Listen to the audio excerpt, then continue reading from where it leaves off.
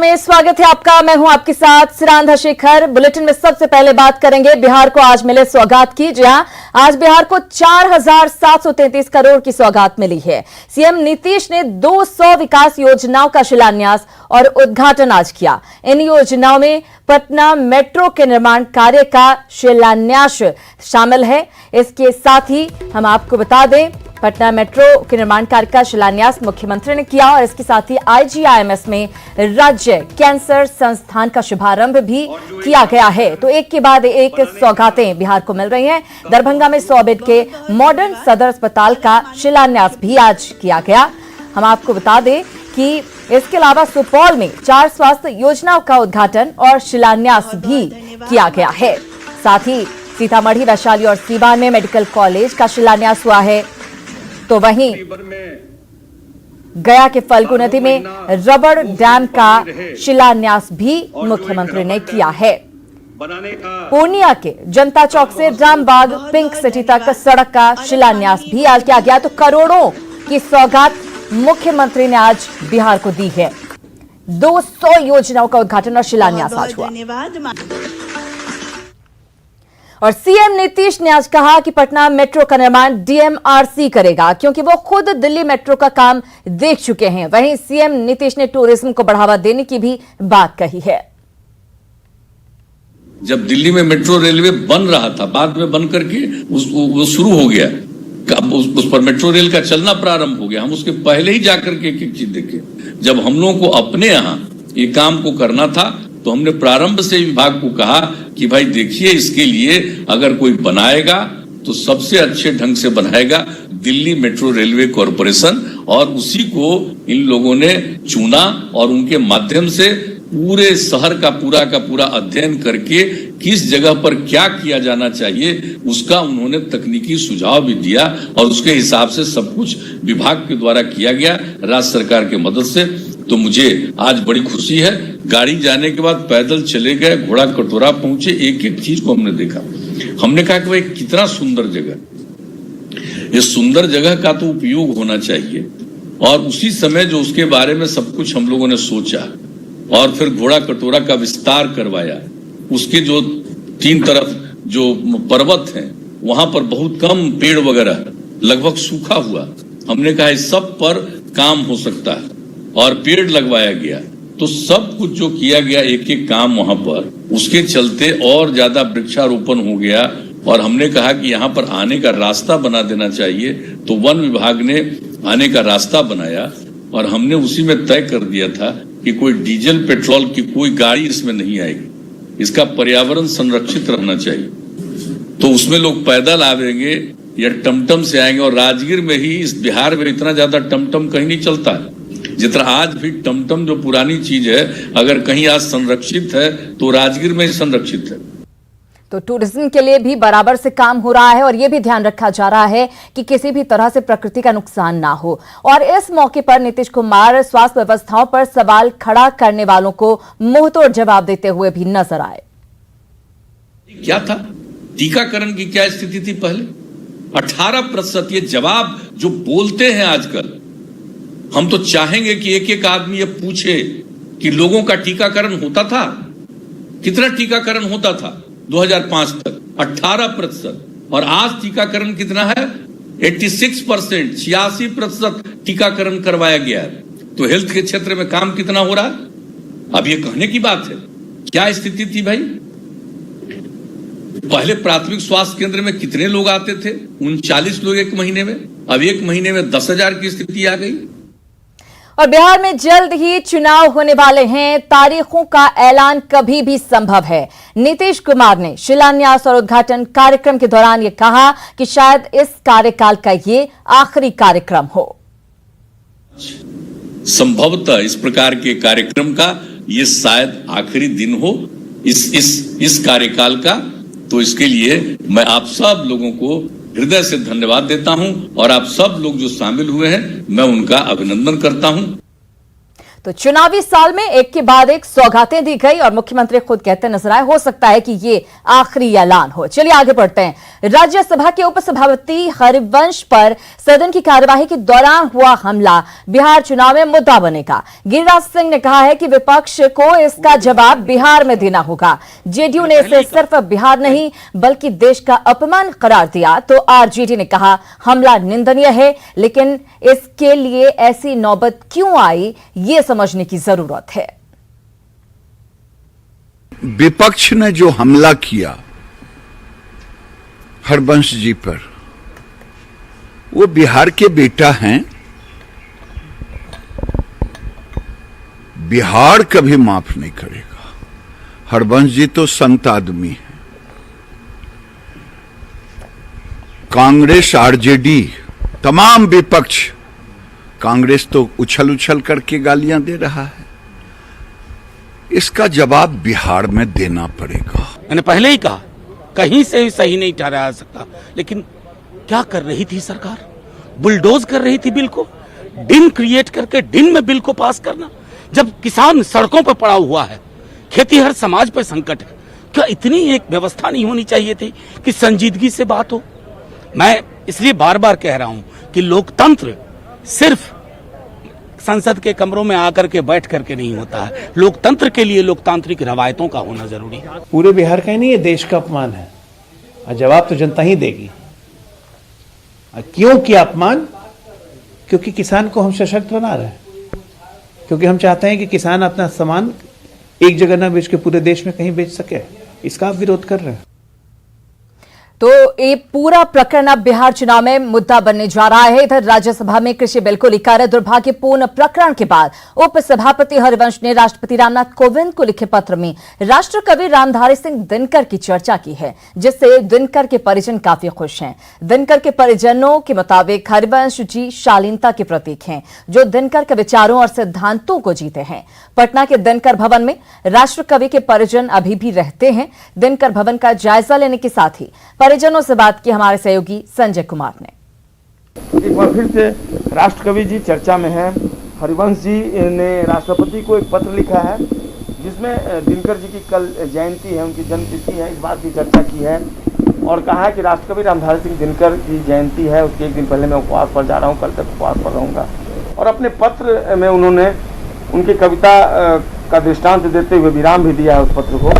कैसी अनुभूति होती है? राष्ट्रकवि जी को आज भी लोग याद करते हैं और एक ऐसी याद है जो शायद कभी न मिट सके। देखिए, शेली जो थे वो अंग्रेजी के बहुत बड़े कवि थे, तो उन्होंने कहा कि poets are unseen legislature of the world, यानी ये वो नियामक हैं कवि जिनके इशारे पे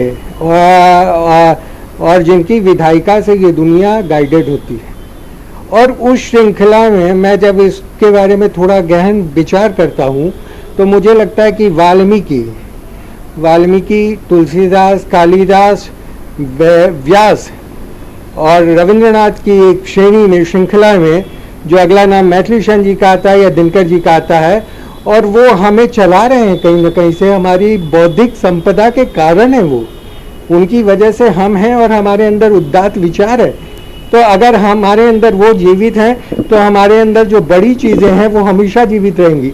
इसी तरह अंग्रेजी में एक व्यक्ति और हैं, बड़े कवि थे, उन्होंने ये जो जिस पत्र में चर्चा की हरिवंश जी ने राष्ट्रकवि जी की, आज भी वो प्रासंगिक लगते हैं। उनके जो विचार हैं, उनकी जो बातें हैं, चाहे भले ही वो कविताओं के माध्यम से आज भी वो जीवंत हो उठती हैं। तो ऐसा लगता है, कैसी अनुभूति होती है ये सब चीज़ें देखकर? आप उसी वंशज से। हरिवंश जी तो बहुत बौद्धिक व्यक्ति हैं और उनके अध्ययन का क्षेत्र बहुत पढ़ा है उन्होंने, बहुत ज़्यादा उनका ज्ञान विस्तृत है। कई विषय, साहित्य, दर्शन, इतिहास, सारे, यहाँ तक कि विज्ञान की किताबें वो पढ़ते रहते हैं। और वो बाबा के प्रति बड़े श्रद्धालु हैं और हमारे गांव तक वो गए थे जब वो वहाँ प्रभात खबर में एडिटर इन चीफ रहे और सांसद भी रहे। तो वो तो बहुत श्रद्धालु हैं और दिनकर जी को कई अंशों में उनको जीते हैं, उनके विचारों को उन्होंने समाहित किया हुआ है। बड़े तो मुझे ये बहुत अच्छा लगता है कि हरिवंश जी जैसे मर्यादित आदर्श व्यक्ति जो हैं उनके आदर्श कहीं ना कहीं से दिनकर हैं। तो रामधारी सिंह दिनकर के पौत्र अरविंद कुमार सिंह इस बात को कहते हुए कि कैसे रामधारी सिंह दिनकर को जीते हैं हरिवंश जी। चलिए आगे बढ़ते हैं। मोदी का चेहरा सब पर भारी। चुनाव से पहले पटना में जो पोस्टर्स लग रहे हैं या लगाए जा चुके हैं वो इसी बात की तस्दीक करते हैं। एनडीए में बिहार चुनाव के सीएम कैंडिडेट भले ही नीतीश हों, लेकिन बड़े चेहरे के तौर पर पीएम मोदी को ही प्रोजेक्ट किया जा रहा है। नीतीश कुमार की तारीफ करते पीएम मोदी के कोटेड पोस्टर्स ये बताने के लिए काफी है कि बिहार चुनाव में मोदी का चेहरा सब पर भारी पड़ रहा है। ये पोस्टर्स आपके सामने आप देख सकते हैं। प्रधानमंत्री नरेंद्र मोदी मुख्यमंत्री की तारीफ करते और ये पोस्टर सभी जगह पर लगे हुए हैं। तो मोदी का चेहरा सब पर भारी है। क्या है चेहरे की सियासत, इसे समझने के लिए कुछ बातों को जानना जरूरी है। राजनीति में दरअसल पूरी तरह बेदाग हैं पीएम मोदी। कई ऐतिहासिक काम मोदी सरकार ने किए हैं अपने कार्यकाल के दौरान। विदेशों में भारत का डंका पीएम मोदी ने बचाया है। एनडीए के घटक दलों को जोड़ने में अहम भूमिका निभाई है। लोकसभा चुनाव में 40 में से 39 सीट मोदी के चेहरे पर हासिल हुई और इसीलिए कहा जा रहा है कि मोदी का चेहरा सब पर भारी है। चलिए आगे बढ़ते हैं। आरजेडी नेता और विधानसभा में नेता प्रतिपक्ष तेजस्वी यादव ने पीएम मोदी और सीएम नीतीश पर निशाना साधा है और कहा है कि बिहार के लोग बाढ़ से परेशान हैं, लेकिन किसी को जनता की परेशानी से मतलब नहीं है। देखिए, जितने भी गैर बिहारी लोग हैं, अब चुनाव का समय है तो ये बिहार बिहार बिहार बिहारी करते रहेंगे। सोते उठते, नहाते धोते, खाते पीते इनको सिर्फ बिहारी नजर आएगा और जब बिहार का चुनाव खत्म हो जाएगा तो ये बिहार को भूल जाएंगे। 3 दिनों से लगातार जो है बारिश है। बिहार के मुख्यमंत्री को बाढ़ की चिंता नहीं है, जल जमाव की चिंता नहीं है। प्रधानमंत्री अब तक सेंट्रल टीम को नहीं भेजे बाढ़ का जो जायजा लेने के लिए। लगभग 85 लाख आबादी जिससे प्रभावित रही, 17 से 18 जिले प्रभावित रहे। स्पेशल पैकेज जो घोषणा किया था वो पूरा नहीं किया गया और जो स्पेशल राज्य का दर्जा देने की बात थी उसको ये भूल गए। वहीं लालू प्रसाद यादव के बड़े बेटे तेज प्रताप यादव अपनी मां राबड़ी देवी का आशीर्वाद लेकर चुनावी तैयारियों के लिए हसनपुर निकले हैं। हसनपुर रवाना होने से पहले तेज प्रताप यादव ने दावा किया है कि जनता इस बार एनडीए को सबक सिखा देगी। तो राबड़ी जी से आपने आशीर्वाद लिया अपनी मां से? गांव जनता ने पूरी तरीके से रिपोर्ट कार्ड तैयार कर दिया है। अब 20 में पूरी तरीके से इनको कायाकल्प हो जाएगा, इनका सरकार खत्म। गांव में आप जा रहे हैं तो क्या कर रहे हैं लोग आपसे जब मिल रहे हैं? तो गांव में हम जा रहे हैं तो आप लोग से सवाल कीजिए, लोग आपको बताने का काम करेंगे कि किस तरीके से होगा कुछ। हमको तो रोज लोग कहते हैं, हम तो लगातार जनता के बीच में ही रहते हैं, लगातार मिलते जुलते रहते हैं लोगों से। हम तो पूरे तरीके से ग्रसित हैं इस सरकार से। और अब बात लौंगी भुइयां की, जहां 30 साल में 3 किलोमीटर लंबी नहर खोदने वाले गया की लौंगी भुइयां सीएम नीतीश से मिले आश्वासन के बाद बेहद खुश हैं। साथ ही कैनाल मैन लौंगी भुइयां ने बिहार सरकार से अपने गांव के लिए पक्की सड़क और अस्पताल बनाने की मांग की है। लौंगी भुइयां ने न्यूज 18 को भी धन्यवाद दिया है। इस समय हम लोग हैं कैनाल मैन लौंगी मांझी के गांव में और उनके परिवार के यहाँ। ये ट्रैक्टर है, आप देख सकते हैं कि जब इनके काम को लोगों ने जाना, आनंद महिंद्रा जी ने जब ट्वीट किया और जो इच्छा जानी इनकी, तो एक ट्रैक्टर उन्हें गिफ्ट किया गया है। और इसके साथ ही कई सामाजिक और राजनीतिक कार्यकर्ताओं ने भी इन्हें आर्थिक मदद दी है। अभी सीएम नीतीश कुमार ने इनके जो काम शुरू की गई है उनको आगे बढ़ाने की बात कही है। तो हमारे साथ लौंगी मांझी हैं। अच्छा, ये बताइए बाबा, आप शुरुआत अकेले किए थे, अब कैसा लग रहा है जब सब लोग आ रहे हैं? अभी तो हमारा ठीक लग रहा है। यहाँ पे सब लोग आ रहे हैं, पैसा दे रहे हैं, गाड़ी दलन है हमदर्द कंपनी से। हाँ। सीधी बाबू मालिक हाकिम से जी जी। उस दुनिया खूब जान रहा है कि आप गाड़ी उनको मिल गया, पैसा दे रहे हैं तो आप फिर कपड़ा तपड़ा भी दे रहे हैं हाकिम हमका। तो मुख्यमंत्री जी जो है वो कहें, मुख्यमंत्री जी नीतीश कुमार बोले जो आपके काम को आगे बढ़ाएंगे, पूरा आहार ठीक कराएंगे, तो ये कैसा होगा? ये बहुत अच्छा होगा, अच्छा देश लग रहे हैं, आगे बढ़ा देगा। और काम के बचल खुचल और काम है, उसको रोड नहीं है तो रोड भी बनेगा। और फिर बहुत मैंने बीमारियाँ मरी रहते हॉस्पिटल खोल दें, और तो यहाँ बहुत और तरह के काम है। यहाँ पढ़े लिखे स्कूल है? हाँ, पढ़े लिखे स्कूल है। स्कूल है? तो बच्चा पढ़ता है सब? हाँ, पढ़ता है। और क्या आप चाहते हैं मुख्यमंत्री जी या और दूसरे लोगों से, क्या मांग चाहते हैं आप? क्या होना चाहिए इस इलाका में और आपके लिए? और होना चाहिए काम, यही रोड बनना है, और उसके बाद में पानी और जरा और ऊपर से पानी ना है तो बहुत मैंने एकदम मैंने देश चकचकाए लगेगा। ई उमरिया में आप करेल तैयार हैं अभी भी? हाँ, अभी लोग तो थोड़ा दिन जिंदगी है, वो काम हम कर देना है जरूरी काम तो जमा की। तो ये अभी भी करने की इनकी इच्छा है, ये इनकी चाहत है कि जितनी प्रसिद्धि इन्हें मिली है उससे काफ़ी खुश हैं। और नीतीश कुमार ने जो इनके काम को आगे बढ़ाने की बात कही है उसके लिए इन्होंने धन्यवाद कहा है। और इसके साथ ही एक मांग की है कि इस इलाके की सड़क के साथ ही जो स्वास्थ्य की व्यवस्था है, अस्पताल की व्यवस्था, ये हो तो उन्हें और इस इलाके के लोगों को काफ़ी अच्छा लगेगा।